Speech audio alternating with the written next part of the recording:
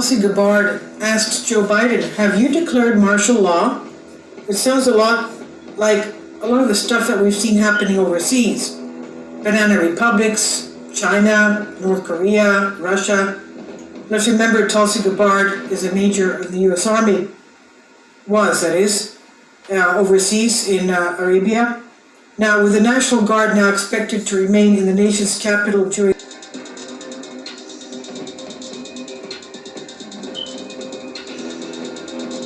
Tulsi Gabbard asked Joe Biden, have you declared martial law? It sounds a lot like a lot of the stuff that we've seen happening overseas. Banana republics, China, North Korea, Russia. Let's remember Tulsi Gabbard is a major of the U.S. Army, overseas in Arabia. Now, with the National Guard now expected to remain in the nation's capital during the second impeachment trial of former President Trump through March, a former Congresswoman is asking President Joe Biden if he has declared martial law.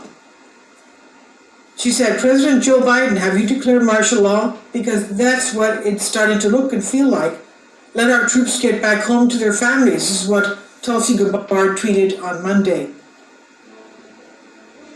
Now, the Democrat from Hawaii appeared on Fox News to complain how troops were mistreated, being forced to sleep on cement floors in garages without heat, 5,000 troops having the use of one bathroom, over 200 have already contracted COVID-19, and a lot more expected to come down.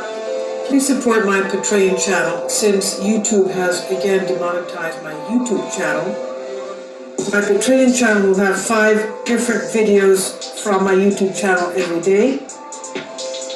Thank you so much for your support, and that you find all my content so interesting. You'll find the Patreon account details in the description box below. Obviously, the troops are mistreated. They're not supposed to be sleeping in cold quarters. So, the Democrat from Hawaii appeared on Fox News to complain how troops were mistreated, being forced to sleep on cement floors in garages. She said the presence of the Guard in D.C. was a massive overreaction.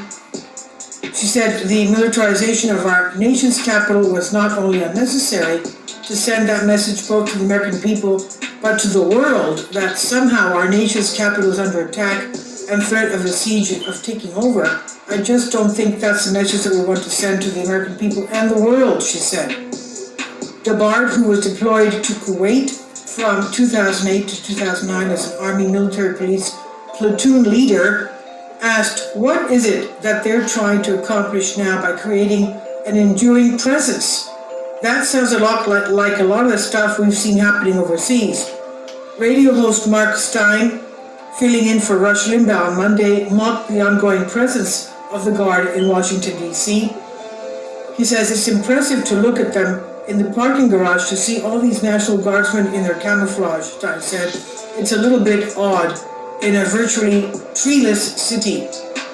I don't understand why they don't have camouflage to blend in, like city landscapes, such as 7-Elevens and Taco Bells. He said if the military are going to stay in the city, there's going to be some new designs in the camouflage. Gabbard also urged Biden to denounce U.S. Representative Adam Schiff, Democrat from California, and Barack Obama CIA Director John Brennan for treating half the Americans as potential domestic terrorists. Gabbard said, your leadership is needed now to denounce those like John Brennan and Representative Schiff who are advocating for targeting half the country as potential domestic terrorists. Now let's remember Gabbard is a Democrat. She's not a Republican, and yet she tells things as it is. I really like this woman. She's a great politician. Anyway, she says, truly unite the American people around our Constitution and the rights that are endowed to us by our Creator. This is by Joe Kovacs on WND.